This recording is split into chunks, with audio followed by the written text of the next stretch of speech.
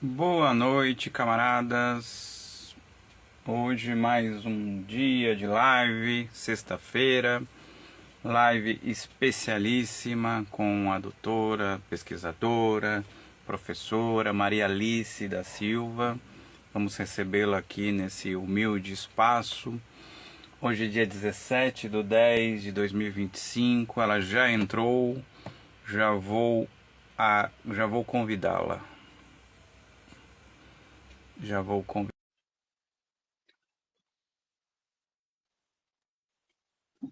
Olá! De novo a câmera virada. Oi. Na verdade, você quer me esnobar com essa vista bonita aí das montanhas. Aí você fala, vou fazer de propósito. É, me pegasse. Era isso mesmo. Peguei. Pensa que boa sexta-feira, quem vai ver essa live, sextou aí, só faltou a cerveja, que eu tô com água aqui, mas Eu também. Falta é, cerveja. é que eu tenho bastante compromisso hoje, senão eu estaria com uma bebida para ajudar aí no sextou. Maria Alice, obrigado, mais uma live contigo, é um grande prazer, retornos assim extremamente positivos, o pessoal gostou demais. Maria Alice, professora, pesquisadora, filósofa, autora desse livro, dentre tantas coisas que vem publicando, artigos, participações, organizações, tem um Direito Animalistas, né, que ainda não está aqui. Direito não como que é o nome do livro? Animalidades. Animalidades, que ainda não está aqui comigo, mas em breve estará. Na próxima live, talvez eu tenha aqui para mostrá-lo. E é isso. Hoje a gente tem aí um prazo um pouco menos estendido. Então, eu já te dou a palavra, a gente vai falar de um assunto fundamental, né, que é o fundamento das éticas animalistas, e é muito pertinente esse assunto, porque há uma quantidade gigantesca de impropérios que escutamos quando se fala de ética em abstrato, sem entender diferenciações de escolas éticas, de conceitos de éticas, né, daquilo que vem se pensando desde os primeiros filósofos, né, desde os pré-socráticos até os tempos de hoje, e aí se argumenta uma ética em abstrato, sem entender as diferenças, e eu acho que essas lives que você, com a sua contribuição, a contribuição de outras pessoas, estão sendo extremamente produtivas para a gente educar esse movimento tão alienado, tão despolitizado, que nasce lá na Europa e parece que pouca coisa evoluiu, mas não, tem muita gente boa produzindo muita coisa como a Maria Alice. Então eu te dou a palavra e hoje eu vou ficar quietinho para assistir essa explanação sua, porque na última live a gente fez um roteiro e eu não segui nada do roteiro e hoje não, hoje eu vou ficar bonitinho e é isso. Obrigado por mais essa oportunidade. Vamos lá, te dou a palavra. Eu que agradeço e olha, gostaria muito da sua participação, hein, para não ficar falando sozinha. Pelo Não, menos para dizer que está fazendo sentido. eu vou participar, eu só não vou ficar com grandes digressões, porque senão eu me perco. Então tá, então combinado. Combinado assim, então. Gente, boa noite. É um prazer de novo estar aqui nesse espaço, a convite do Walter. Saber que, como ele e outras pessoas também gostaram das coisas que eu tenho para compartilhar, que faz sentido para vocês, né? Os diálogos e as coisas que eu proponho. Então vamos lá. A ideia, então, de hoje, porque na live anterior, então, assim, vou dizer que eu vou pressupor muitas coisas que a gente discutiu lá, mas vou recapitular algumas, assim, importantes, né? A gente resolveu fazer essa segunda live, que o Walter me convidou para a gente fazer uma série, né, de lives para ir discutindo alguns temas, porque o meu livro, né, que o Walter já mostrou, Direitos Animais, ele é bastante extenso, ele é fruto também da minha tese doutoral. Falo dos direitos na categoria jurídica, moral, política, penso uma fundamentação para todas essas categorias que compreendem os direitos e como que isso se relaciona, né? Então é bastante coisa. Na live passada, a gente conversou sobre esse meu projeto, sobre essa minha fundamentação, sobre essa ligação entre essas categorias que compreendem o direito, né? Através dos sistemas jurídicos, políticos e moral.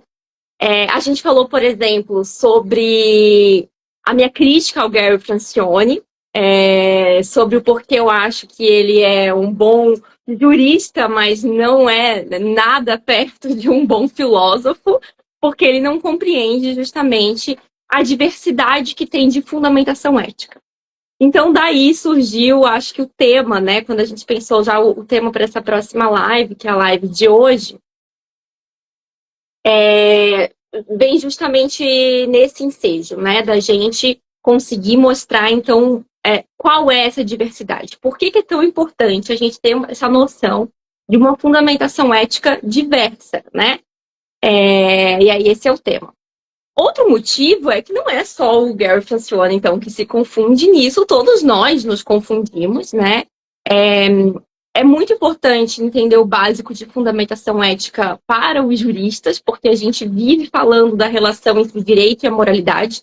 Esse é um tema que foi o tema da minha dissertação de mestrado, então é um tema muito, muito caro para mim, mas é tema de toda a aula de filosofia do direito, de toda a aula de filosofia política. Sempre as pessoas se perguntam, mas qual é a relação entre a moralidade e o direito? Será que a moralidade ela é o fundamento do direito?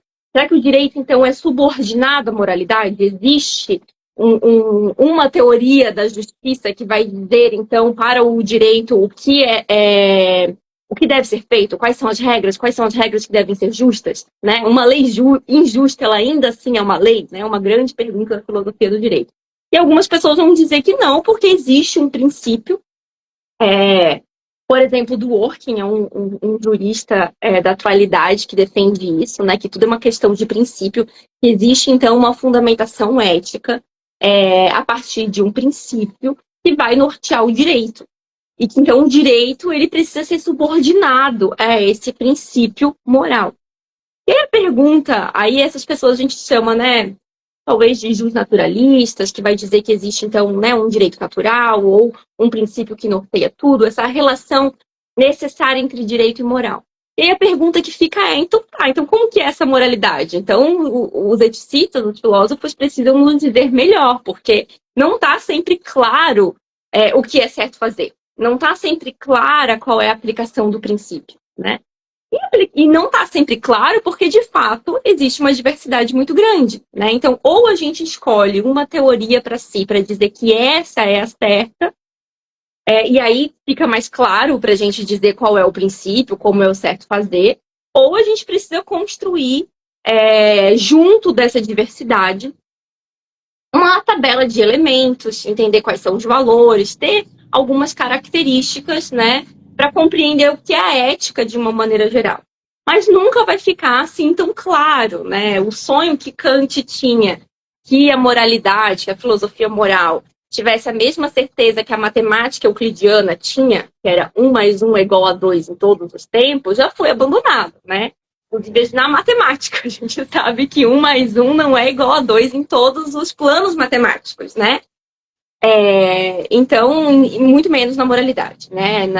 Sobretudo a filosofia contemporânea, a gente vai falar um pouco sobre isso hoje, cada vez mais compreende a fundamentação ética de uma maneira complementar, entendendo a ética de uma maneira um pouco mais plural, não dando uma resposta somente para o que é certo fazer, mas também como deve ser feito, né? Então, já trazendo aqui um spoiler sobre essa diferenciação da diversidade de teorias, né? Também como a gente pensa o que é ética. Eu posso dizer que a ética ela tem que dar uma resposta, porque ela tem essa gramática sobre uma ação. Outra é a gente dizer que a ética ela compreende esse espaço de desenvolvimento, então que ela não quer dar uma resposta para a ação, e sim ela quer desenvolver o caráter, os relacionamentos, enfim, e como que os relacionamentos vão se dar, né? Compreendendo mais a dependência do que a autonomia do sujeito. Então essas são as grandes diferenciações que a gente vai trabalhar. Isso é só uma introdução. Tá? Então, a ética contemporânea, ela percebe muito mais dessas nuances, né? Então fica muito mais difícil a gente ter, assim como os kantianos, por exemplo, tinham um princípio, né, um imperativo categórico para nos dizer o que é certo fazer. A gente compreende o que é ética de uma outra maneira hoje também. Então, não só o direito passa por isso, porque não é só o direito que está resolvendo conflitos, não é só o direito que quer pensar sobre as nossas ações, né? Todos nós estamos pensando em algum momento nesse espaço de normatizações que vai guiar a nossa conduta, para nos dizer como nós devemos agir. É isso que é o âmbito normativo, né? Como devemos fazer, o que devemos seguir, né? Prescrever uma norma. E aí a gente se pergunta, então, o que vai guiar essas nossas ações? Se eu vou no mercado e eu vou escolher comprar Y ou Z, eu sei que isso traz uma consequência. A minha ação, ela pode ser guiada por um princípio. Qual é o princípio que me guia, né? Então, as nossas ações todas, né? Todos nós, sejamos nós juristas ou não, sejamos nós pesquisadores ou não, porque quando eu vou justificar uma teoria, por exemplo, quando eu vou justificar um argumento, seja eu participante de um diálogo público, que então precisa também seguir algumas regras, todos nós precisamos ter uma noção de como construir um argumento ético. E como construir um argumento ético também passa por essa nossa clareza e essa nossa consciência da diversidade de teorias. Entender o que é ética já é o início da conversa, né? Então, é por aí, é esse o contexto da aula de hoje. Deixa eu ver aqui que o Francisco falou. Em Portugal, proibiram a burca porque dizem que é imoral. O direito é sempre feito pela elite para discriminar as minorias. É isso aí. É muito fácil a gente dizer que é imoral, simplesmente, né? Agora, como que a gente vai construir o que é imoral, de fato, né? Aí é um outro passo. Como que a gente constrói? Da onde que a gente deriva as características e os valores que vão nortear esses nossos conteúdos para dizer o que é imoral, o que não é imoral. Então, algumas coisas eu espero ajudar vocês na aula de hoje. Eu falo aula porque sou bem professora, né? Então eu sempre penso no esquema aula, né? Mas não... É sempre uma aula, não deixa de ser, né? Até porque envolve alguém expondo e alguém participando dentro de um conteúdo de aprendizado. Então não deixa de ser uma aula. É que a gente tem a ideia da aula enquanto elemento formal, né? Mas é uma aula. Né? E é uma aula, e eu sou muito freiriano, né? E é uma aula também para quem expõe, porque você aprende ensinando, né? Também. Eu também sou super freiriana, mas eu quis dizer isso para não parecer num sentido arrogante, assim, de que, olha, eu estou ensinando, né? Porque apesar de ser aqui um espaço menos dialógico, né? Pelo tempo que a gente tem, pelas ferramentas que a gente tem, o que faz para mim isso ser uma aula é que eu sou formada em licenciatura, a minha preocupação na exposição, no cronograma, em pensar isso é sempre a partir de parâmetros didáticos, pensando, né, em quem está me ouvindo, então é mais nesse sentido. É sempre bom a gente fazer essas reflexões, né, porque faz com que a gente deixe um pouco mais claro também quais são esses pressupostos que quando a gente está falando, nem sempre fica evidente, né? Então, a construção que eu fiz é no sentido de aula, né? Então, estou aqui contextualizando, tenho um cronograma, tenho onde chegar, quero, né, deixar isso claro para vocês. Então, essa é a contextualização, esse é o motivo do porquê a gente escolheu esse tema para a live de hoje, para a aula de hoje, e o meu objetivo principal é fazer com que vocês compreendam que existe essa diversidade. E para mostrar que existe essa diversidade, e com isso, então, apresentar um pouco das teorias éticas e como que elas lidam com a questão dos animais, vai parecer uma grande bagunça. E que eu acho que isso também é parte da metodologia da filosofia, né? A filosofia, no primeiro momento, ela confunde mais do que explica, porque a gente vai colocar na mesa todas as problematizações, né?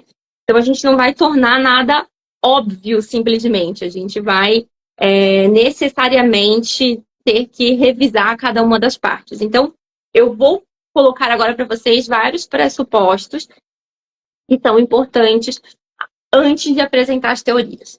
Depois eu quero apresentar as teorias num sentido assim de ordem cronológica, mas dentro de uma escolha, dentro de um parâmetro do Ocidente, das teorias que a gente mais estuda. Então vai ficar muitas teorias de fora, eu vou apresentar assim algumas teorias que são as teorias mais faladas. É claro que parte do critério são as minhas escolhas, os autores com que eu me relaciono, os debates que eu faço. E aí, depois eu quero dizer para vocês como que essas teorias, então, dialogam com a questão dos animais. E vamos ver se a gente consegue fazer isso em 1 hora, né, Walter? Então, vamos lá. Então, quais são os pressupostos, né? Então, para entender essa diversidade de teorias, que vai ajudar o direito, como eu disse para vocês, para encerrar esse assunto da relação, né? Então, eu não acredito que o direito seja subordinado à moralidade. Acredito que, como eu disse na live anterior, e está aqui no meu livro, que existe uma fundamentação comum, né, a partir, sobretudo, da característica da vulnerabilidade, é porque somos seres vulneráveis e nós precisamos de uma organização social. E é a partir disso que a gente vai criando valores, né? Então, eu sou vulnerável a ataques. Então, eu preciso pensar em maneiras de nos proteger de violência. Então, pensar o que é a violência, né? E assim por diante, a gente vai criando valores e conteúdos a partir dessa característica. Foi isso que eu defendi na minha tese. Então, não acredito que o direito seja subordinado à moralidade, nem o contrário, mas que existe uma atitude crítica a nós, que possamos trazer conteúdos, por exemplo, da moralidade e levar para o direito, mas de uma maneira consciente, né? Não de uma maneira, como disse o Walter, abstrata. O que me incomoda, e esse é o problema, é a gente pensar na moralidade, assim como falou o Francisco, né?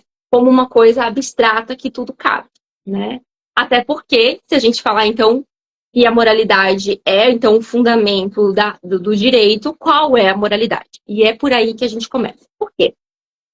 Porque vamos fazer agora uma discussão, assim, metaética, né? Sobre a ética. Então, o que é a ética? Esse conhecimento da ética, né? Ele pode ser pensado de uma maneira, de um produto, através da nossa subjetividade.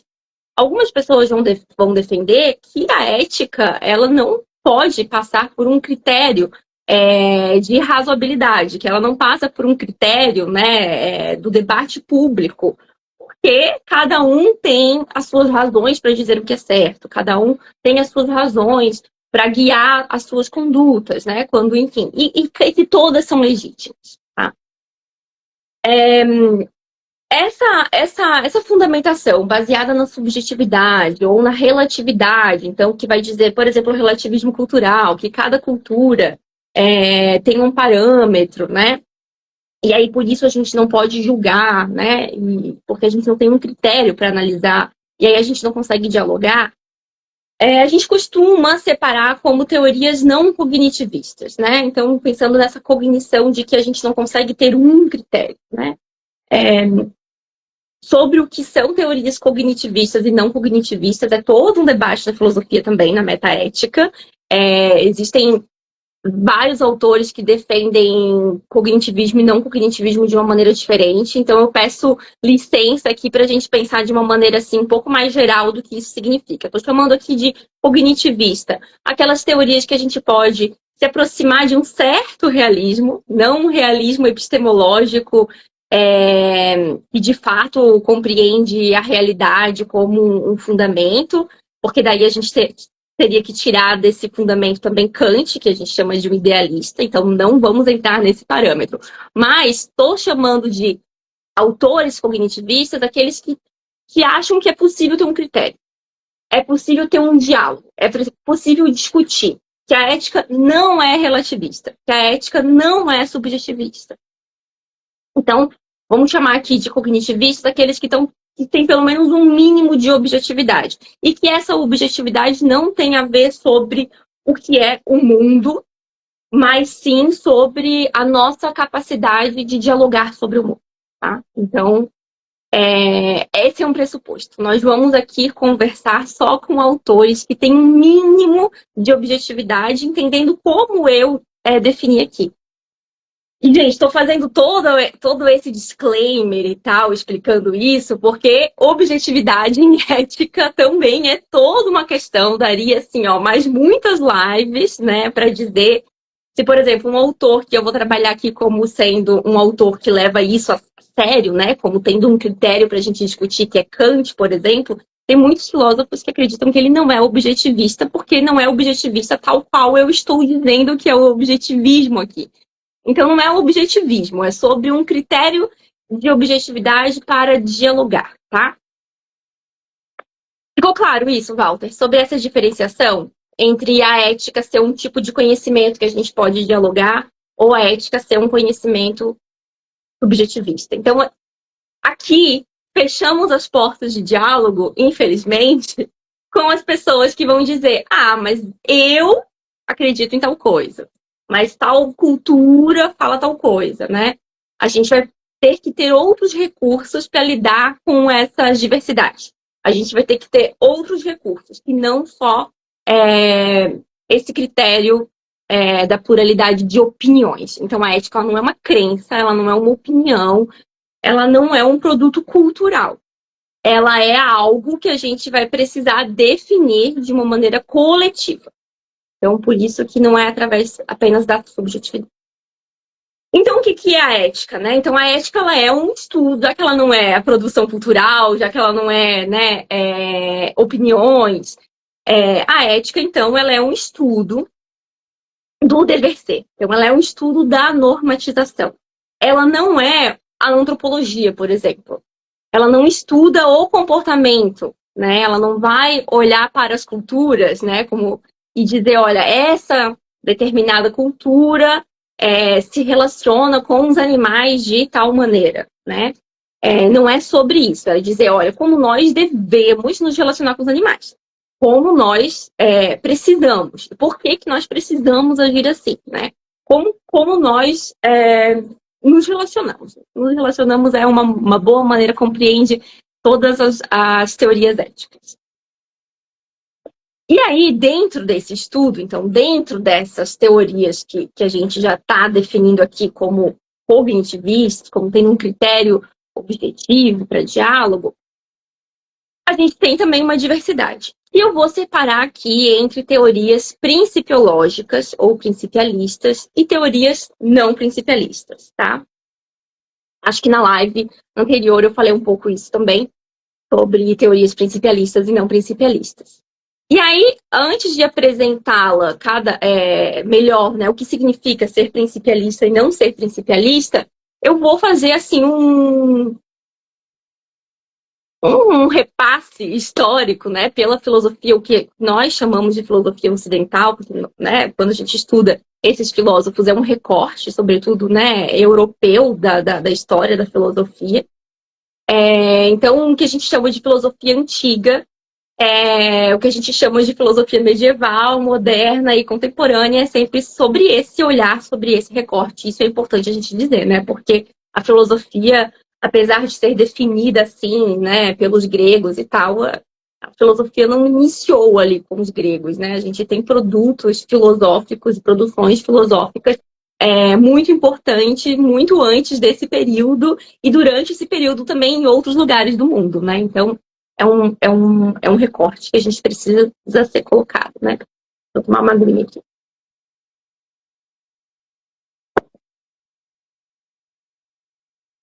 Olhando aqui o nosso roteiro, eu lembrei de só ressaltar uma coisa, né? Eu falei para vocês que a gente tem, através, por exemplo, da característica da vulnerabilidade, como eu trabalho, nós colocamos elementos, né, que vão guiar a nossa conduta.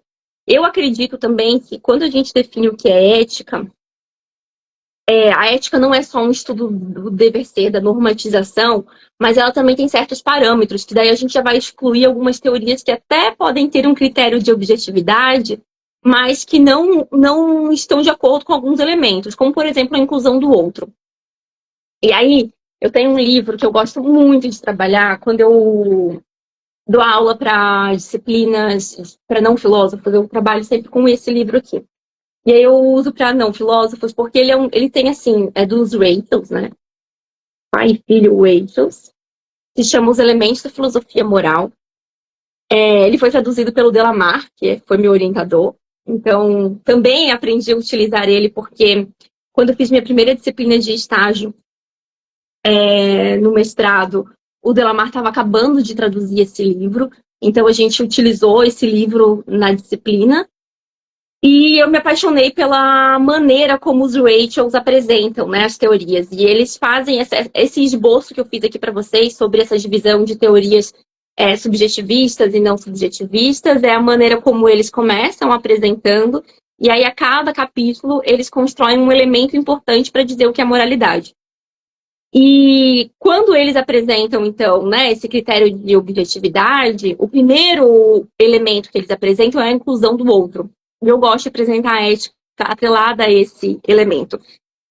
Sobretudo porque, aqui com os Rachels, a gente aprende esse elemento quando a gente entende o que é o egoísmo ético. E o egoísmo ético é uma teoria que, infelizmente, voltou a fazer sucesso com o pessoal da economia, né? E é uma teoria que tem um critério de objetividade, é uma teoria consequencialista, inclusive, que pensa a longo prazo, mas não tem a inclusão do outro, né? Então, eu chamar de egoísmo ético até meio estranho, porque como que uma teoria vai ser egoísta, né? Vai pensar em si, e ainda assim vai ser ética. Então, para mim, não só para mim, estou usando aqui então os Rachels como esse fiador da verdade também, a inclusão do outro é um critério necessário, tá? Então, todas as teorias que eu vou citar aqui para vocês também têm esse critério, tá?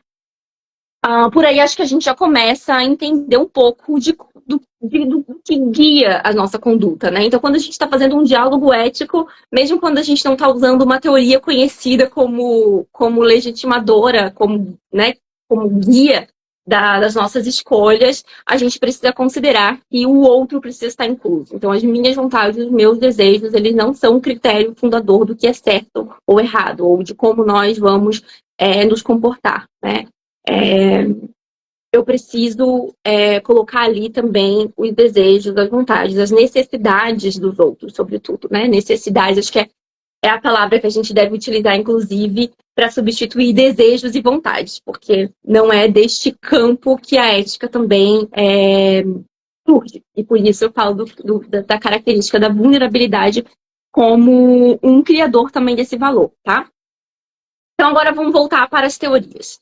Então, quando a gente fala de filosofia antiga, uma teoria importante para a ética é a teoria aristotélica, é a ética das virtudes. Inclusive, na filosofia ocidental, que nós estudamos na filosofia, né, nos nossos currículos aqui, né, Walter, a gente diz que a ética começou de fato com a Ética Nicômaco, que é o livro do Aristóteles, foi ele quem definiu ética tal qual a gente define, tal qual eu estou colocando aqui, né, então uma teoria ética que se pretende através dos elementos da razão, né, dizer o que é o bem comum, né? Como que nós vamos nos organizar politicamente, quais são as nossas ações individuais que vão nos guiar para esse bem comum. Tudo isso começou com Aristóteles. E Aristóteles, ele não estava preocupado em responder a pergunta o que é certo fazer, que é uma pergunta da modernidade. Para Aristóteles, dizer o que é ético tem a ver com essa organização social de fato, né?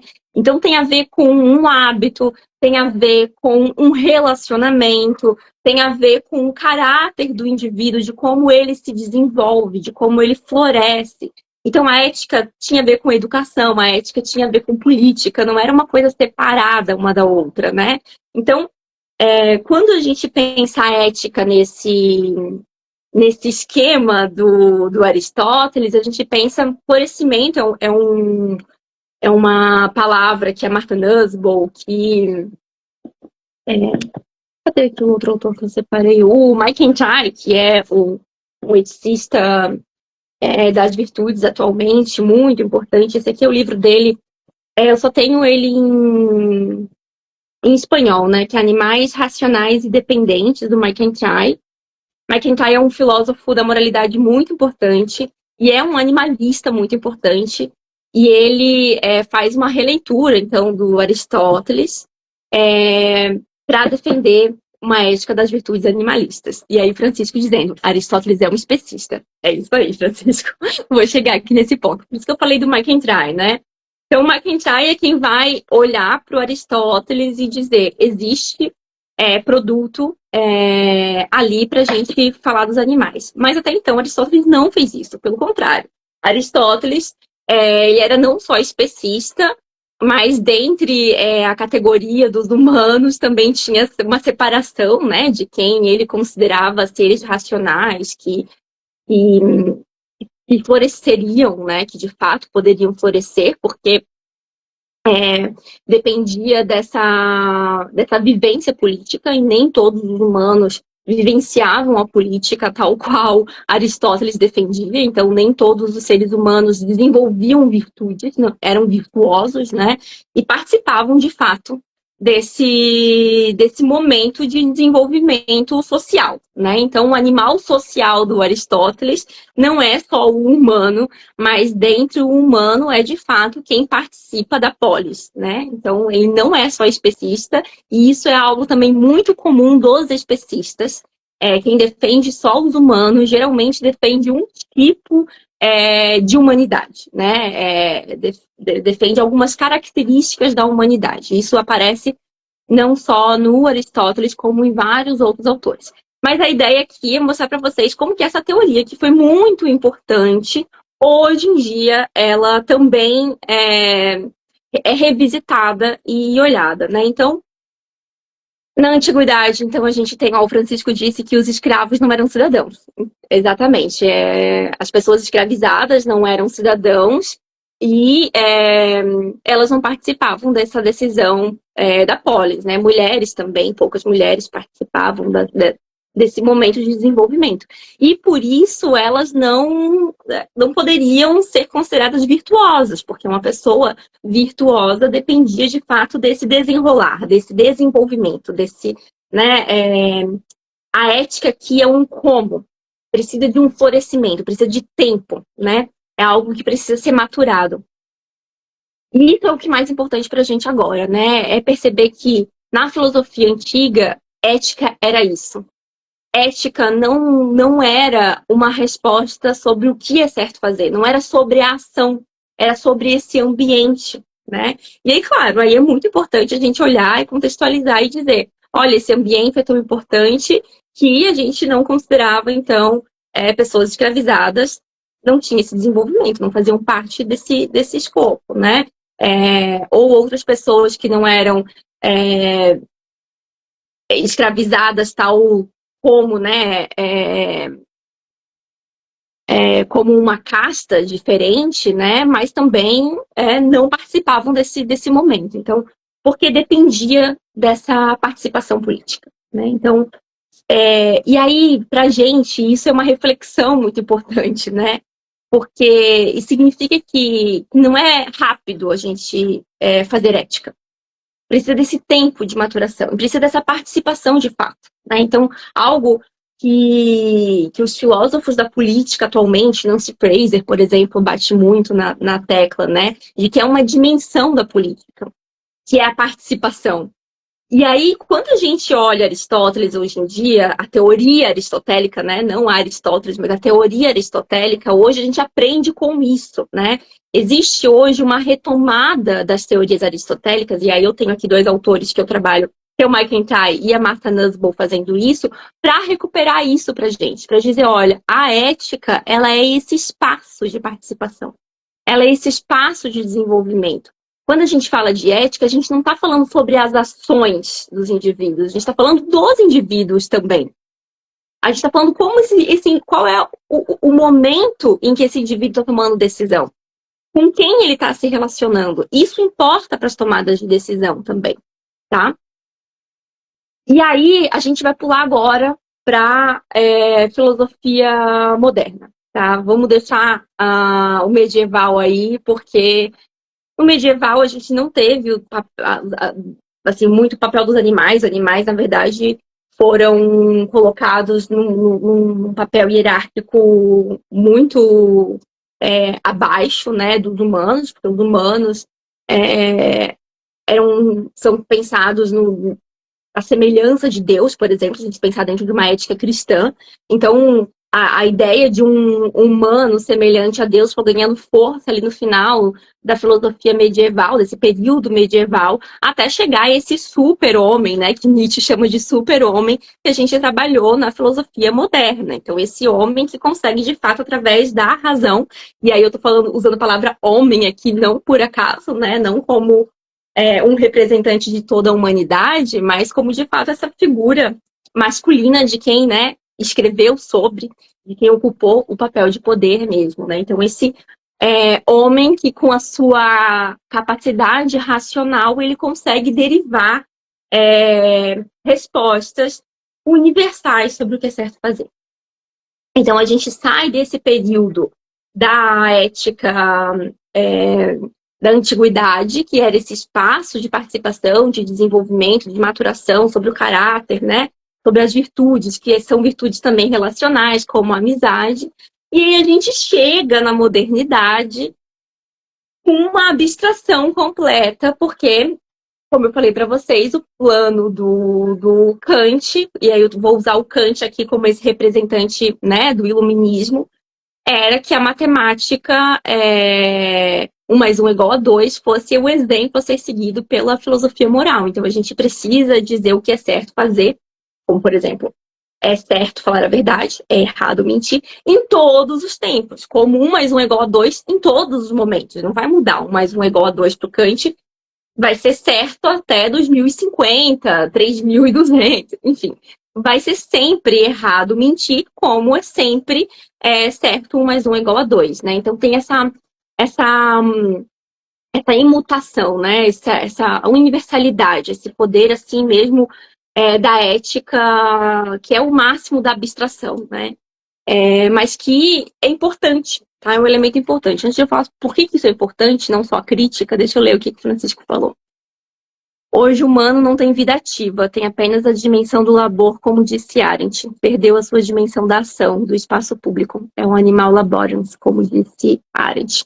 Isso mesmo. É importante a gente recuperar esse espaço da relação, né, com o outro, do afeto, né? E aí quando a gente recupera a ética das virtudes, que é o que o McIntyre faz muito bem, porque ele trabalha então essa dimensão da dependência na ética, né? Desses afetos também que a gente pode falar dentro da ética, né? Então, a amizade, por exemplo, que é uma virtude, ela é junto com o afeto, né? Não é um dever eu ser amigo de alguém, né? A amizade é diferente de lealdade também. Existem duas virtudes para isso, né? Então, é algo muito importante realmente para a gente pensar, né? Mas voltando, então eu falei dessa dimensão, então, da ética que ganhou corpo na filosofia moderna para responder o que é certo fazer com esse projeto que eu estou usando aqui, o Kant, então, como representante, porque ele, de fato, influenciou muito. Agora, de novo, usando aqui os Rachels, né? Os Rachels, eles são utilitaristas. E, mesmo sendo utilitaristas, eles dizem que se tivesse que escolher apenas um filósofo para explicar o que é moralidade, eles usariam o Kant. E é claro, porque mesmo sendo utilitaristas, eles ainda são principiológicos. Então, Aristóteles é esse representante da teoria não principialista, porque não tem um princípio. A ética é se desenvolver. E Kant, os utilitaristas, são filósofos principiológicos. Então, através de um princípio, a gente chega a uma resposta sobre o que é certo fazer, sobre esse olhar da ação. Então, os Rachels dizem que escolheriam o Kant. Por quê? Porque o Kant traz esse olhar da racionalidade. né? Então, tirar essa ideia da subjetividade, que até então estava um pouco confusa na filosofia, né? No debate da literatura filosófica, é importante a gente saber que existe um critério. É importante a gente ter uma dimensão para onde o debate público precisa argumentar, né? De quais características a gente vai chegar às nossas conclusões. Mas, sobretudo, porque ele traz essa noção de um compromisso coletivo. Então, a universalidade, ela é abstrata, ela ao meu ver, um pouco problemática, porque a gente estagna uma ação no tempo, né? Então, quando eu digo errado mentir em todos os momentos, né? Então, para Kant não tem justificativa. Mas então eu vou mentir para salvar a vida de alguém. Não, é errado mentir em todos os momentos, né? Não, eu não tenho espaço para dizer que eu posso mentir, ser tal coisa, porque daí entra a subjetividade e entra um monte de coisas. E aí a gente não está dizendo que é 1 mais 1 igual a 2, né? Não é essa facilidade que deveríamos ter, né? Esse compromisso que deveríamos ter. E é esse compromisso que tira o eu, né? Que tira o indivíduo de arrumar uma razão. Então, eu digo que ele facilita, para mim, é facilitador ter uma resposta. É facilitador ter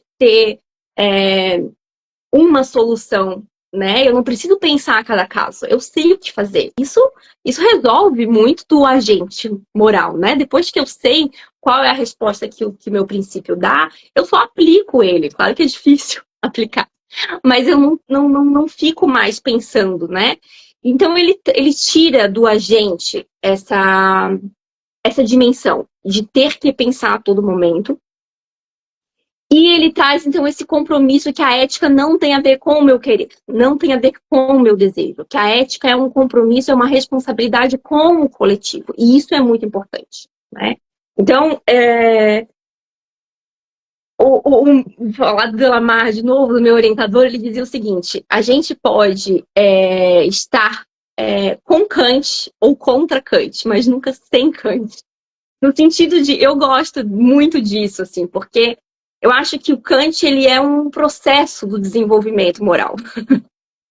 Ele é um processo porque, de fato, a gente precisa dessa dimensão do compromisso com o coletivo. De fato, a gente precisa compreender essa dimensão também que o princípio alcança, né? Também um compromisso que a razão requer da gente, né? E qual é o problema, já que a gente tem pouco tempo? Qual é o problema de a gente ficar com Kant somente, né?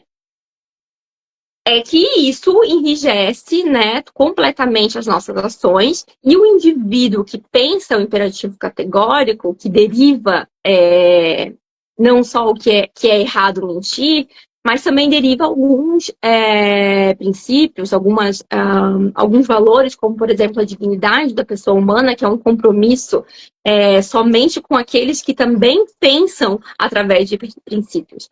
Então, Kant, ele não é só um especista, porque o imperativo categórico, e aí acho que a gente vai precisar de uma outra live para explicar as teorias da ética do dever, mas a ética do dever, ela está sempre, geralmente, limitada, né, a esse compromisso da dignidade com aquele que compreende a moralidade também.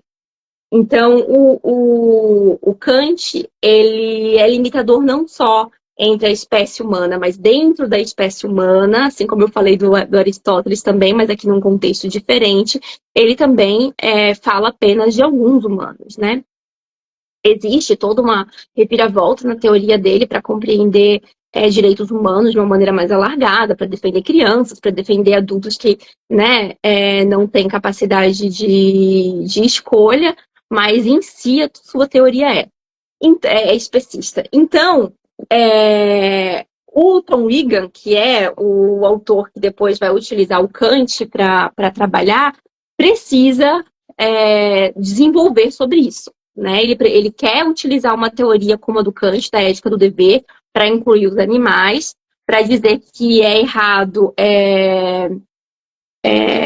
ser cruel com os animais, tal como é errado mentir em todos os contextos, essa ideia da ética do dever. Então, existe o Tom Egan, ele é um teórico que vai compreender o que é a ética de uma maneira principiológica, de uma maneira universalista, e que é uma teoria animalista, né, muito importante, mas ele vai precisar fazer um malabarismo para incluir os animais. Mas ele faz, né, obtém sucesso. Então, nas teorias da ética do dever, a gente tem o Tom Egan, por exemplo, como um filósofo muito importante. Das teorias da ética das virtudes, eu falei, né, que tem o McIntyre, que é um teórico animalista que defende esse tipo de teoria, e tem uma teoria complementar também, que é a teoria da Martha Nussbaum, que trabalha, ela também pega alguns elementos do Kant, do Rawls, alguns elementos da ética do cuidado, e coloca junto com a ética das virtudes, sobretudo para pensar um escopo de pessoa como relacional, como uma pessoa sociável que inclui todos os animais, tá? Deixa eu ver aqui o que o Francisco falou. Kant age tal como que a tua máxima possa ser sempre universalizável. Esse é um imperativo categórico. Eu concordo com Kant, lembra a obrigatoriedade dos preceitos budistas. Então, essa maneira que o Kant opera da ética do dever, que é uma teoria deontológica, né? Então, deôntica, né? Que existe um dever para qual a gente segue, então já está estabelecido o que nós devemos fazer, é a matriz de muitas religiões, né? A ética cristã também tem algo em comum, assim. A ética cristã, quando ela apresenta, por exemplo, o catolicismo, que tem os 10 mandamentos, né? Os 10 mandamentos também, eles não mudam, né? São pré-estabelecidos, antes da gente saber qual é a ação. Aquilo é o certo fazer, já está estabelecido, né? Então essa é uma maneira de pensar a ética. E aí agora, eu quero fechar já, né? Porque falta, acho que 15 minutos, né, Walter, pra gente... Eu quero contar para vocês que existe outra teoria principiológica, que é o utilitarismo. É bom que a gente faz uma segunda live, porque a gente está abrindo um monte de caixinha e fabuloso esse debate, né? Mas acho que vai ser sempre assim. As nossas lives não vão nunca terminar.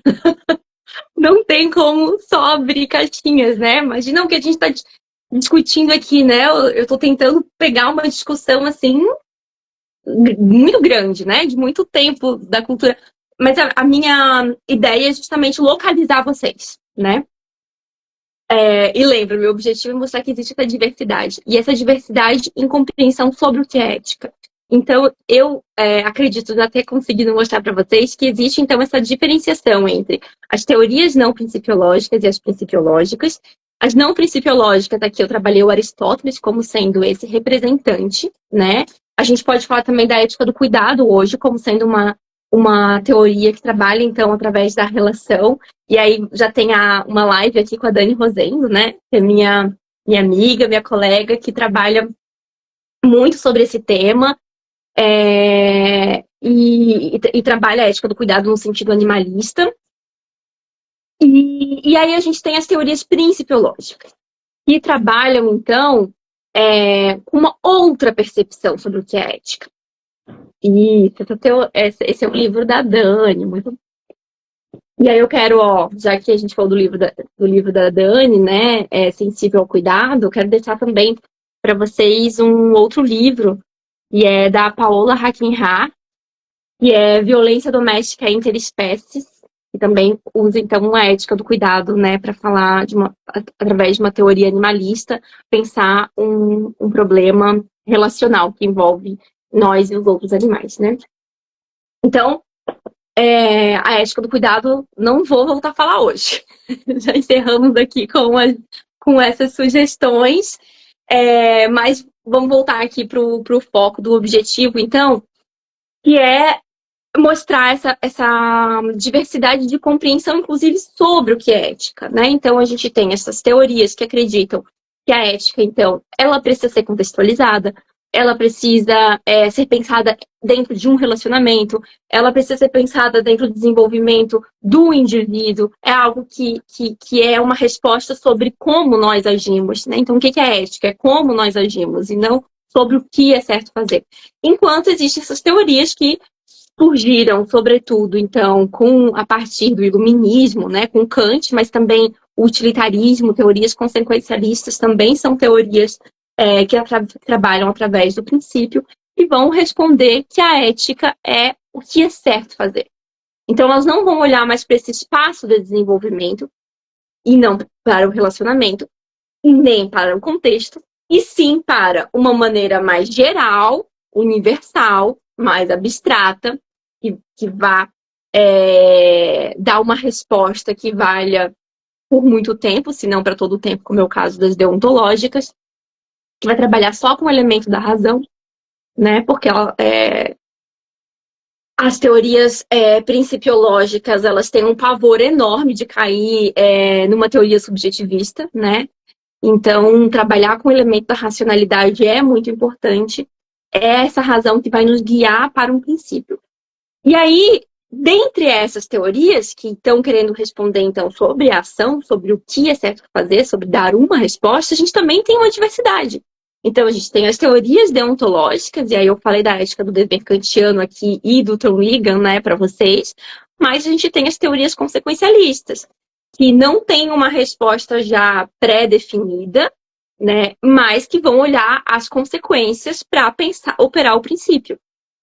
Na live passada, a gente falou bastante sobre outras teorias consequencialistas, falamos do Luciano Cunha, do Oscar Horta, para falar do prioritarismo, do suficientismo, mas uma grande teoria consequencialista é o utilitarismo, e aí a gente tem o Peter Singer, né, como representante, que é esse livro aqui, Libertação Animal.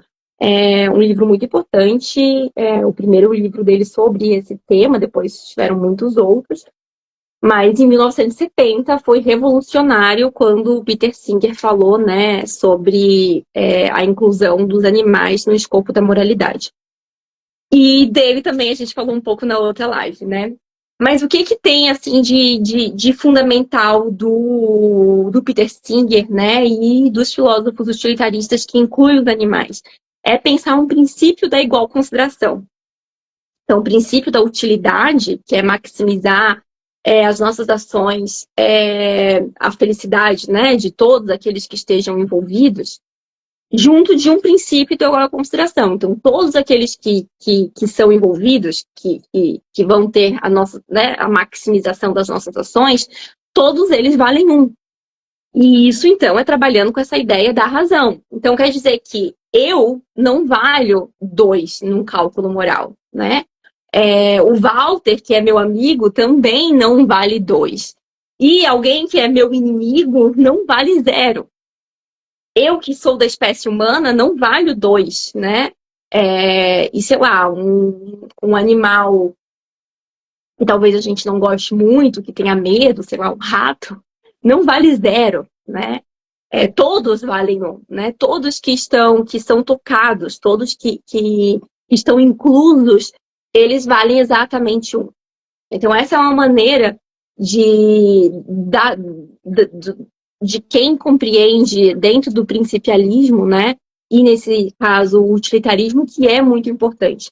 E que, de novo, é um processo de desenvolvimento importante. Assim como Kant, eu também acho que não dá para a gente pensar a ética sem a importância que o utilitarismo teve, né?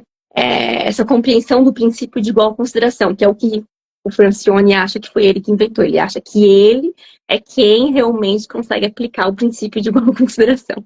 E foi algo criado pelos utilitaristas. Mas, enfim, voltemos. Então, olha a diversidade que tem. Mesmo entre aqueles que acreditam que o elemento da razão é o que nos guia, que tem que ter um princípio para nortear nossa conduta.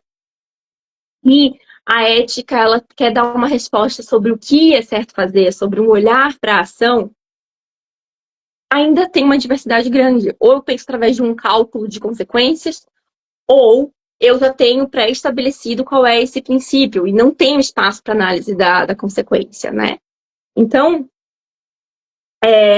só vai abrindo, né, mais caixinhas, como falou o Walter, quando a gente começa a pensar a fundamentação. Então, acho que a ideia dessa nossa aula, né, desse conteúdo de hoje é mostrar isso, né? Acho que eu fico feliz se vocês conseguiram, nesse momento, estar mais confusos sobre o que é ética, porque é isso, é perceber essa diversidade, né? Então, agora, o próximo passo é como que a gente vai se organizar dentro dessa diversidade, reconhecendo que existe essa pluralidade. O que a gente faz? E aí, para não deixar vocês sem nenhuma resposta, o que eu quero dizer é, o que a gente precisa fazer é sempre colocar os nossos pressupostos na roda. Aquilo que eu disse no início com a metodologia filosófica, que é não pressupor o que é óbvio, né? É muito importante para a ética, justamente porque a gente tem essa pluralidade de entendimento do que é ética.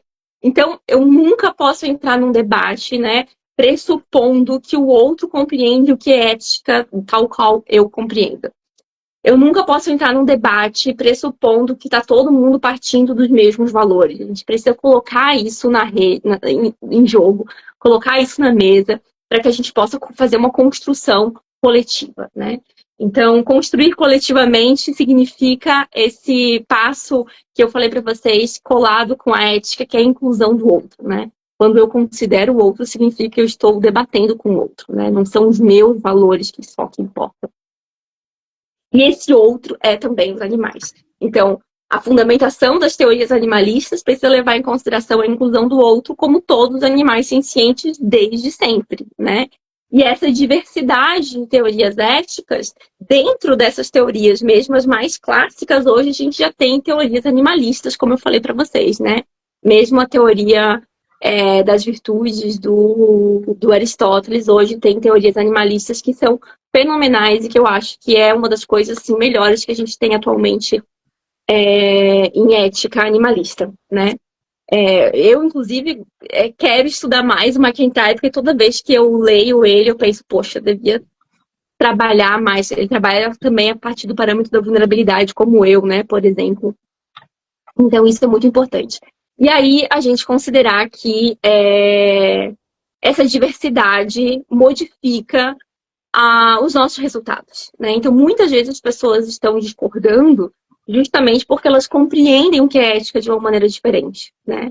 As duas têm parâmetros diferentes de como aplicar os princípios. Isso acontece muito dentro do movimento, né, do veganismo. Muitas vezes as pessoas têm um olhar deontológico para a ética. E aí a gente fica discutindo na militância, né, uma aplicação justamente com alguém que está pensando de uma maneira mais consequencialista, outro está pensando, né? E aquele terceiro elemento está pensando lá como uma maneira deontológica, a gente nunca pode. Então, isso faz muita diferença. E eu estou falando agora um pouco mais rápido porque o horário está apertado. Mas é isso. Eu agradeço, peço desculpa ter colocado você nessa saia justa de falar de tanta coisa em uma hora, né? É bom porque a gente vai para uma segundo round, terceiro round, e a gente vai tirar as discussões mais sérias da academia, não tirar, elas vão continuar na academia, mas trazê-las para outros espaços, né? Porque o veganismo, o antiespecismo, e até mesmo as pessoas que querem estudar essas questões para entender essas possibilidades, elas entendam, elas peguem o gostinho da filosofia, né, para querer mais, né? Querer mais. Kant, você falou de Kant, a gente poderia fazer uma live só sobre Kant, nas 3 críticas dele. Você falou do Reagan, que tem que fazer todo um somebody love para tentar justificar, mas é o que Kant fez em todas as críticas dele, né? Kant é um autor muito problemático, mas muito fundamental. Não dá para estudar ética sem estudar Kant, né? E você trouxe Aristóteles foi totalmente pervertido pela Idade Média, então tem uma série de discussões que a gente pode aprofundar. E eu falo que eu aprendi mais Kant lendo Horkheimer e Schopenhauer do que lendo Kant, porque esses caras destroem Kant, assim, dentro daquilo que eles pensam ser, mas são conceitos muito interessantes, né? E o Tom Reagan faz um exercício muito interessante, eu acho que ele dá ele consegue fazer um exercício muito interessante. Ele é questionável, mas ele é muito interessante. Deixa eu só falar uma coisa. Se por um acaso a live cair, porque o Instagram está me avisando aqui. A gente volta para se despedir, pode ser? Pode ser, mas por mim a gente já pode se despedir, porque já deu Mas 7h30 aqui no meu. eu acho que não vai dar tempo. Se quiser só voltar para a gente se despedir, ó, vai desligar agora. Calma Tá. aí. Tá. Eu já volto, gente.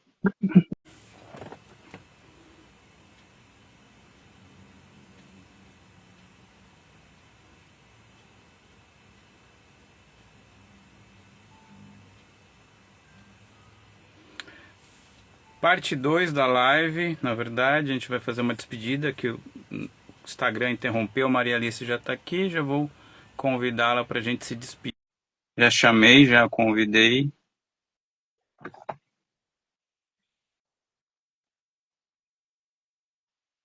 Te convidei, Maria Alice. Vamos lá, vamos ver se deu certo. Deu certo? Mais uma hora de live, com certeza. Merecer. Maria Alice, eu tô te convidando. Vamos lá, mais uma vez. Não chegou? Deixa eu cancelar e fazer de novo.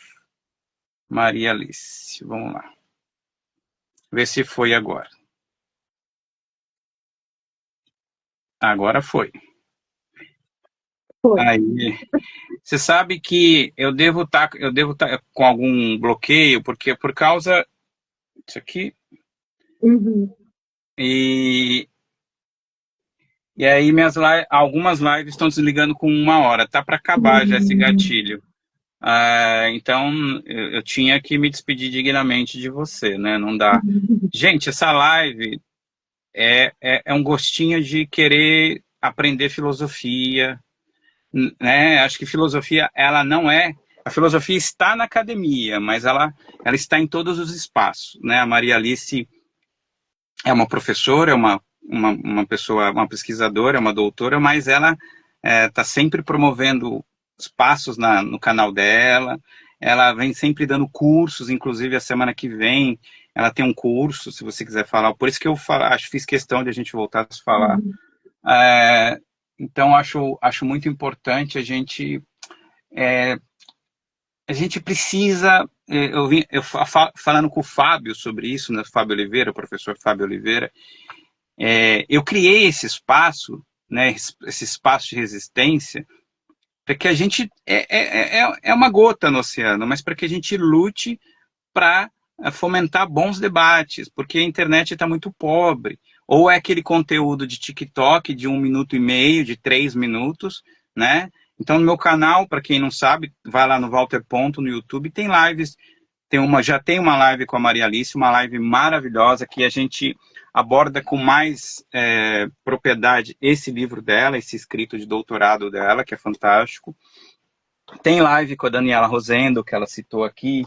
Tem live com Martina Davidson, tem live com o professor Fábio, Daniela Rosendo. Tem diversas lives para que a gente se nutra disso. Esse material é público, não é meu, né? Inclusive, quem quiser baixar, fazer cortes, fiquem à vontade.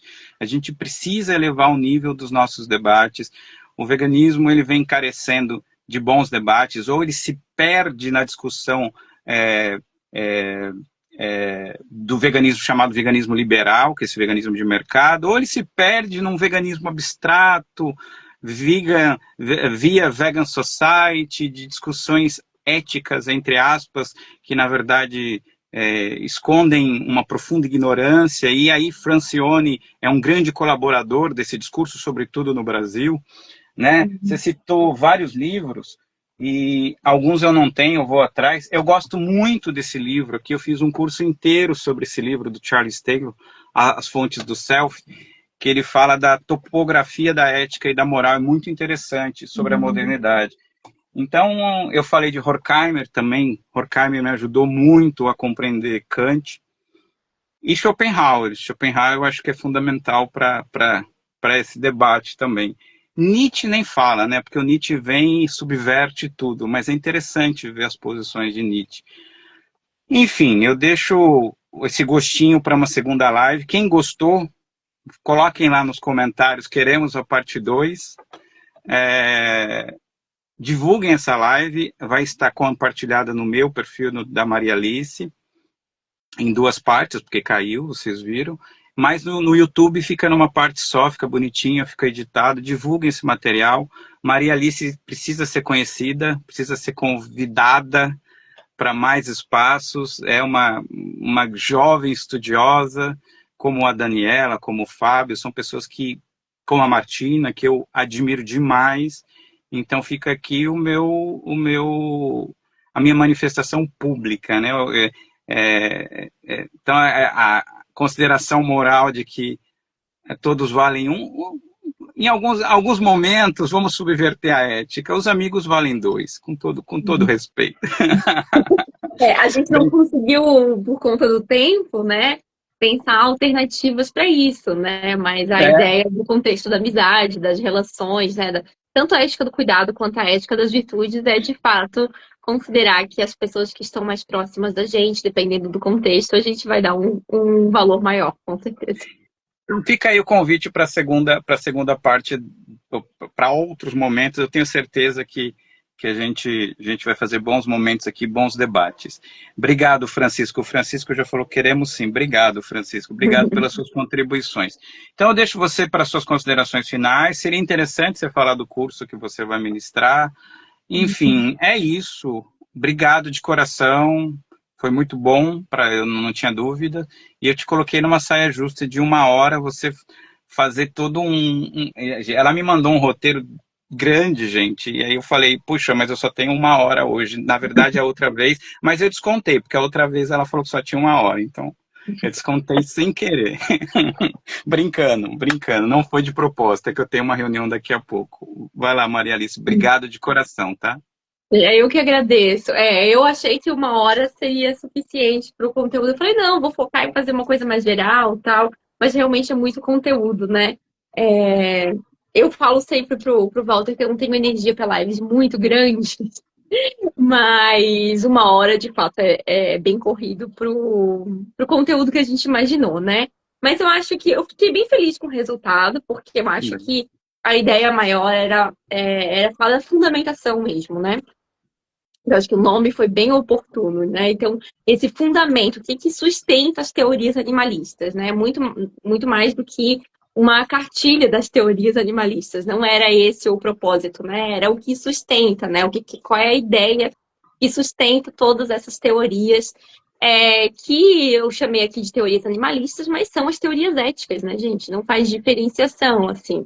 E com isso eu quero dizer que, para mim, o veganismo ele é a consequência da minha filosofia, né? Eu me entendo como filósofa, e o veganismo ele vem como consequência, né? Para mim, ser uma filósofa rigorosa, ser uma filósofa comprometida, me leva ao veganismo, né? Então, para mim, a ética é uma relação, né? É um comprometimento, é uma relação com o mundo, com os outros animais, com a natureza, enfim, com as instituições.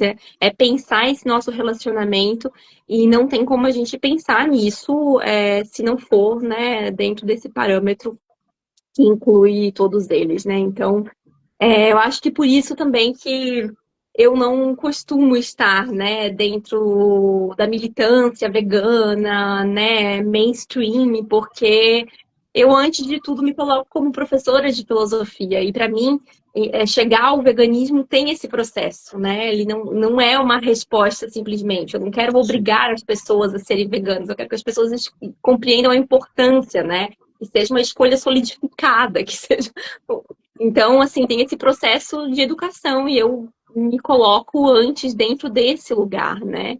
Então, às vezes, as pessoas não têm muita paciência para maturar, né? Porque eu compreendo a ética como um desenvolvimento, né? Então, às vezes, por isso que eu não estou nesses ambientes, porque eu também não tenho muita paciência. Para quem... mas só pegando um gancho, por isso que você falou, por isso a importância da ética das virtudes e da ética do cuidado, né? Porque sai um pouco dessa questão do veganismo enquanto um dever, né? Então, a discussão é muito mais profunda que isso, né? Exatamente, é isso. E aí precisa assistir a nossa live hoje para entender isso, né? E Exato. compreender, quando a gente fala, Walter, só fazer uma recapitulação aqui de conteúdo, quando a gente fala, por exemplo, com os nossos amigos, ou, por exemplo, que o meu cachorro, né, que o Mike, vale mais do que um cachorro que eu não conheço, ou que outra pessoa que eu não conheça, não é voltando ao início da live, quando eu descartei a subjetividade total, né? Teorias Sim. subjetivistas, teorias relativistas. A gente faz isso dentro de um parâmetro racional também, mas de razoabilidade, né? E não de uma razão puramente de cálculo.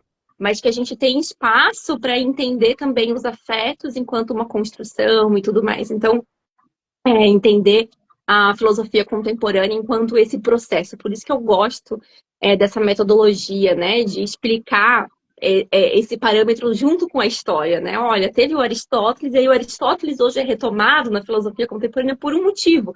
E a gente passou pelo super-homem que o Nietzsche critica, e a gente precisa hoje rever outros parâmetros da ética, né? Então, Sim. para mim, só sei explicar ética assim, porque para mim só faz sentido a ética assim, né? É muito pouco explicar, por exemplo, a ética do cuidado sem esse processo, né? Verdade. Porque senão a gente acaba explicando a ética do cuidado colada com o relativismo cultural, e não é a ideia. Então, fico muito feliz pelas escolhas que a gente teve hoje nessa live 2, porque acho que a gente, de fato, deu essa substância, né? Essa fundamentação para pensar os debates. Mas vamos lá, então vamos falar sobre o curso para finalizar. Semana que vem eu vou dar um curso na Semana Acadêmica da UF. Já dei ano passado esse mesmo curso, que é sobre as teorias animalistas. E aí não é só sobre a fundamentação, porque não é só uma hora, né? Serão 2 encontros, aulas maiores, mais densas, com material de apoio e tudo mais. E a gente vai, então, fazer essa parte que a gente fez aqui na live também, de compreender essa fundamentação, mas vai estudar um pouquinho de cada uma dessas teorias que eu citei aqui. As inscrições já estão finalizadas, a gente abriu 100 vagas, né? É um número que é uma atividade dentro da Semana Acadêmica da UF, a Universidade Federal Fluminense, junto com o LEA, né? Que é o Laboratório de Ética Animal e Ambiental da UF. Então, é um número estipulado pela universidade, por isso esse número de vagas. 100 vagas foram todas preenchidas e aí vai acontecer na semana que vem. Então, aí sim a gente vai ter tempo de maturar tudo isso, né? Esse é um curso que eu dei ano passado e aí pediram, né, assim, os acadêmicos, e são acadêmicos da universidade inteira, tem inclusive a participação de técnicos, né, de pessoas de vários cursos, inclusive não filósofos, e as pessoas pediram para o laboratório fazer de novo, né? Então eu fiquei muito feliz, porque de fato a gente fez agora essa segunda edição, talvez a gente faça todo ano, não sei. Mas é um curso que geralmente faz bastante sucesso, as pessoas gostam bastante, e estou até pensando em oferecer, assim, eu mesma esse curso, assim, né? Então, peço para as pessoas que tenham interesse em me seguir no Instagram, que em algum momento, talvez, eu divulgue um curso sem vínculo, né, de universidade para poder trabalhar de uma maneira profunda mesmo essas questões.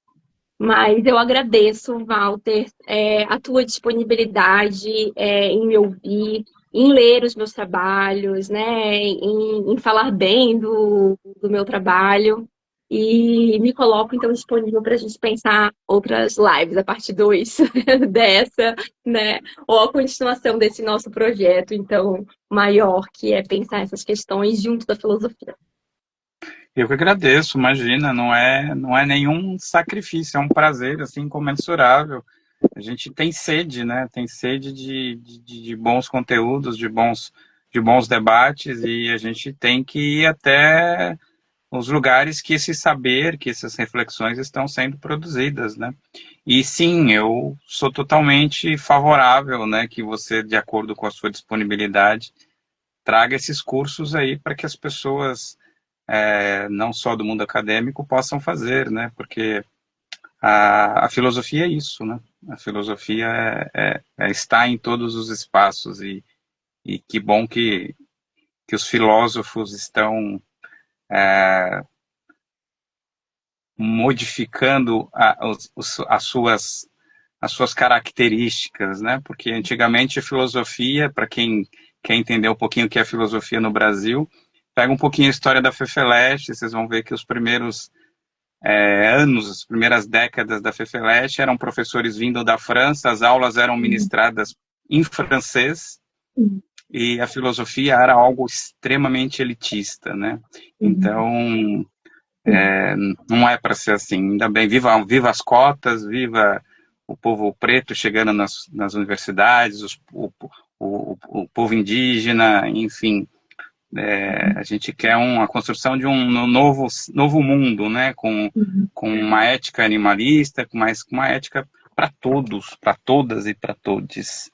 Enfim, é isso. Obrigado de coração. Sigam a Maria Alice, quem não segue. Quem não me segue, siga eu também. Verdade.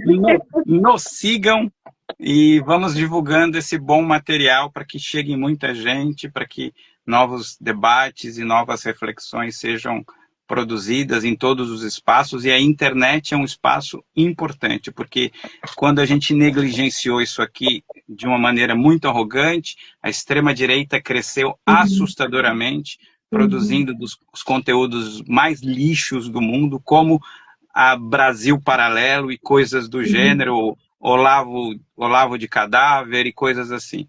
Então é isso. Sigamos. Obrigado a todos. Uma boa noite e um bom final de semana. Maria Alice, gratidão. Obrigado a todos. Obrigada. Boa noite, gente. Tchau, tchau.